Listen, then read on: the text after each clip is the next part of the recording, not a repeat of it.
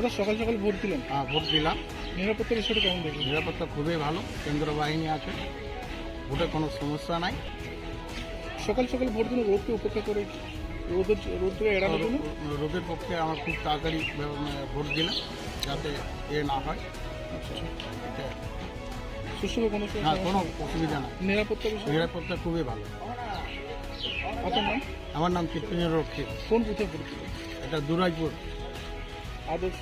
দুরাইপুর ৭৩ নম্বর বুথে।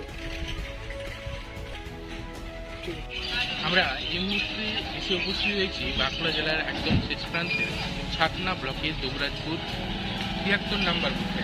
সেখানে একটি মডেল ভোটদান কেন্দ্র করা হয়েছে এবং সেখানে এসেই কিন্তু মানুষজন সকাল থেকে ভোটের লম্বা লাইন দিয়েছে এবং যেটা জানা যাচ্ছে সেখানে সুষ্ঠুভাবে ভোটদান প্রক্রিয়া, সেই ভোটদান প্রক্রিয়ায় সুষ্ঠুভাবে হচ্ছে এবং কোনোরকম কোনো অপ্রীতিকর ঘটনা যাতে না ঘটে সেদিকে কড়া নিরাপত্তার বিষয়েও নজরে রেখেছেন।